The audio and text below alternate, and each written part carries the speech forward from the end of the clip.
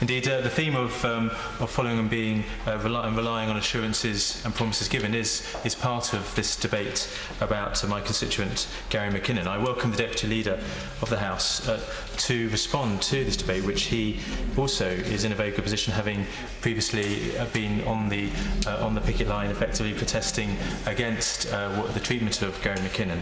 And I couldn't put it better than the Deputy Leader himself, who tweeted earlier this year, DC must intervene on medical grounds to stop extradition proceedings. I hope he will continue in following that statement in response to this debate.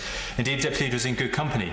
The Prime Minister, the Deputy Prime Minister, the Justice Secretary, the Attorney General, the Police Minister have all stood shoulder to shoulder with others in House here and others who haven't been able to come today, who are alongside Gary McKinnon and the many campaigners. Indeed, I do want to just put on record, because this could be the last, and indeed I do hope it is the last debate we have to have on Gary McKinnon before a decision is finally made. But the Prime Minister said, Gary McKinnon is a vulnerable young man, and I see no compassion in sending him thousands of miles away from his home and loved ones to face trial.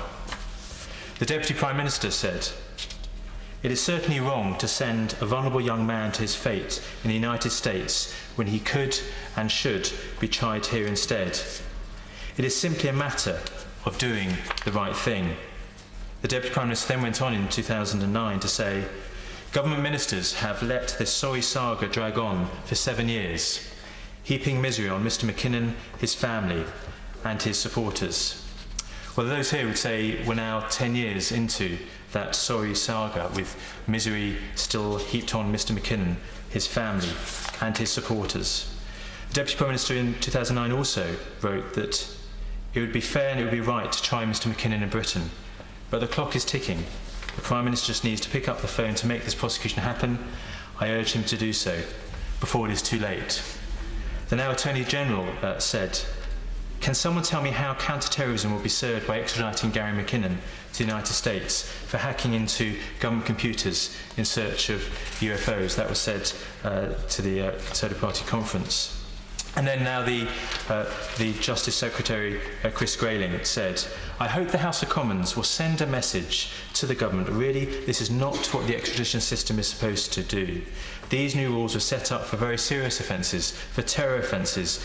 I don't believe Parliament ever intended them to be used to extradite somebody with autism issues to face a charge like this. Give way. Thank you, Member, for giving way. And can I pay tribute to his dedication over a long period of time, sticking up for his constituent, and join him today in really just saying, how does he not agree with me that it beggars belief that it has taken so long and we still do not have a decision? Does he agree with me also that millions of people, the vast majority of people throughout the United Kingdom, want to see this case ended in justice for Gary McKinnon, for his family, and that we put an end once and for all this ridiculous idea that he would be sent back to the United States? I totally agree, and I pay tribute also to Honourable Member. It's very much an honourable friend in terms of the campaign over many years. It's 10 years. It's an extraordinary length of time for someone whose life has been hanging on a thread, and there are countless thousands and millions of people who are alongside him. And it must end, and it must happen. And, Mr. Speaker, it's deliberately because we're at the end of this parliamentary session that I have wanted to bring this debate to the House, because this is the time when we must reflect on why has a decision not been made, why have promises not yet been kept, and why has justice not yet been delivered for Gary McKinnon. This House has debated, I've initiated a number of debates and been involved in other debates around extradition arrangements, but specifically around Gary McKinnon, my constituent. And it does mean that in the time we have, it's important, I think, because sometimes we can forget. We need to be reminded of, just briefly, of the chronology in relation to Gary McKinnon. It was in March 2002 that Gary McKinnon was arrested in his North London flat for allegedly hacking into NASA and Pentagon computers from his bedroom, where he was searching for UFOs and free energy. And now for those 10 years, he has been living under the constant every day, every hour, every minute, for this young man with Asperger's, who is in this tunnel, this very dark tunnel around his autism, and then there's no light that's come around. And he's been living under that constant threat of extradition. But then we had in May of 2010, the Home Secretary halted, and I do commend her very much for taking the step, to step in and say, yes, we need to halt the extradition process and to review and consider medical evidence. And then in October 2010, the Prime Minister announced his decision that the decision would be given in a matter of weeks, not months. We are still here waiting for that decision. And then in November of 2010, the Home Office requested further medical reports. Well, as time has gone by, Mr. Deputy Speaker, medical reports and assessments have taken place by the very top experts in the field of autism and Asperger's. And the case in relation to Gary McKinnon, the case for keeping him here, has not got weaker, it has got stronger. New evidence has been submitted to the Home Office from Professor Murphy, in particular from Dr. Vermaelen, Professor Jeremy Turk and Professor Baron Cohen. All of them have concluded that Gary McKinnon is at an extreme and suicidal risk. Dr. Vermaelen says that Gary McKinnon is unfit for trial and extreme suicide risk. That was in April of this year. Professor Jeremy Turk, in his 2012 report, said, in my professional expert opinion, I continue to believe that Mr. McKinnon can and will commit suicide rather than be extradited to the United States. Mr. McKinnon continues to be in one of the most fragile of mental states imaginable, and the reality of his mental distress and of the grave threat to his life continues to be very real. And then Professor Baron Cohen, based on his face-to-face assessment of Gary McKinnon in April of this year, said, in my opinion, Gary's diagnosis of Asperger's syndrome remains very clear, and he is at very high suicide risk. He has an autistic, unshakable belief that his only logical solution to avoid this outcome of extradition is suicide. Mr. Speaker, the position is that we've now had 3 2012 face-to-face assessments. My constituent, Gary McKinnon, has always agreed to be assessed by any expert in the field of autism and Asperger's. The problem we've had, though, in recent months is the Home Office have insisted on the involvement of another expert, Professor Fahy, no doubt an eminent expert, but not an expert specifically in the field of autism. So we need to bear in mind the words of Professor Jeremy Turk, who has overseen throughout pretty much the care of Gary McKinnon, who is an expert in Asperger's, who said, I'm happy to go on record as believing that Gary has had an incredible number of most scholarly and expert opinions which are striking in their agreement and consensus regarding his having Asperger's syndrome and a major and life-threatening depressive disorder. I see no indication nor any utility in exposing him to further evaluations. His single major need now being clarity regarding his status in relation to the spectre of extradition that continues to hang over him like a sword of Damocles. Mr. Speaker, that sword is what we want to remove from him. And we want to say on the last effective day of this Parliament that that decision needs to be made, and it needs to be made now.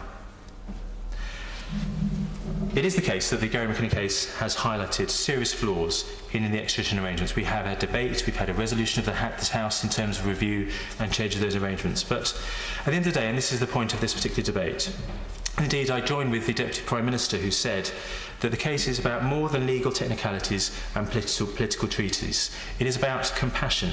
It is about an individual who is living a nightmare that he is in. He is a son. He isn't just a case. He isn't just someone who is part of a campaign. He is an individual, a son, a partner, whose life has been on hold for the last 10 years. So I want this House to hear the words of his indefatigable campaigning mother, who talks about her son who is having the effect of a child because we know from the expert opinion Professor Simon Barron, Cohen, his statement in 2008, that Gary McKinnon's emotional age or social intelligence is at the level of a child. She says, he hasn't raped anyone, he hasn't murdered anyone, so can't understand how this could be happening to him. as no matter how much anyone may choose to exaggerate his crime, the fact is that his crime was tapping on a keyboard in his bedroom in North London in search of information on aliens from outer space. Gary rarely ever leaves his home, as he is traumatised to the core. A boy who cycled, swam, composed music and sang, now sits in the dark with his cats and never wants to see or speak to anyone. He has no life and is broken, like a wounded animal with no outlet and no hope, seeing only the dark side and the cruelty that exists in this world. My only child has lost 10 years of his youth and has aged and died before my eyes. But hang on, maybe you would say that the decision to keep Gary McKinnon here provides a precedent. Maybe for those terrorists out there who are facing extradition, this would be a precedent, the Home Office says. Well, let's just consider examples of other cases. Hacker Ryan Cleary admitted hacking into the Pentagon, NASA and US Air Force. Then there's Aaron Caffrey, who hacked into US security systems and brought Port Houston to a halt immediately after 9/11. Well, like Gary McKinnon, both of them were accused of hacking. Like Gary McKinnon, both of them have autism and Asperger's syndrome. But unlike Gary McKinnon, both of them have been tried in the United Kingdom. Well, then let's consider the cases of Royston McCluskey or Sean Sullivan. Well, like Gary McKinnon, they face extradition to the United States. Unlike Gary McKinnon, they face extremely serious charges of terrorism and paedophilia. Unlike Gary McKinnon, they have had extradition refused. The only precedent, so Mr. Speaker, being set by Gary McKinnon is being under the threat of extradition for 10 years, not far short of house arrest, more like someone living in Burma than Britain. It would, I believe, be unprecedented to extradite Gary McKinnon in the face of such compelling medical evidence, totally disproportionate when he could be tried in this country. So in conclusion, Mr. Speaker, I would ask the Deputy Leader here to explain, or at least to find out, or at least as with the Convention, to get a full Home Office response, why a decision has not been made, given the 2 weeks that have elapsed since the Olympics, when we heard that, quite properly so, the Home Secretary was overburdened, was focusing on the Olympics. Now 2 weeks have gone by, why we haven't a decision. The deadline set by the Court of October the 16th is there, but can he ensure the House that the timescale for a decision will not, and this is a timescale where that life of Gary McKinnon is literally hanging on the thread, is not affected by a parliamentary or indeed party conference timetable. If not today a decision, why not tomorrow? When a decision is made, though, can the Deputy Leader ensure that a statement is made in the House? Now is the time to decide. The compelling medical evidence is there. It provides the basis for a decision to be made not to extradite Gary McKinnon, to deliver justice and keep our promises to Gary McKinnon. And the final words to Gary McKinnon's mother. She says, and I join her with it, our government's first duty is to protect British citizens, including our most vulnerable. Please have the strength to do what is right. And these are the words to the Home Secretary today. Please have the strength to do what is right and to give my son and indeed my constituent his life back.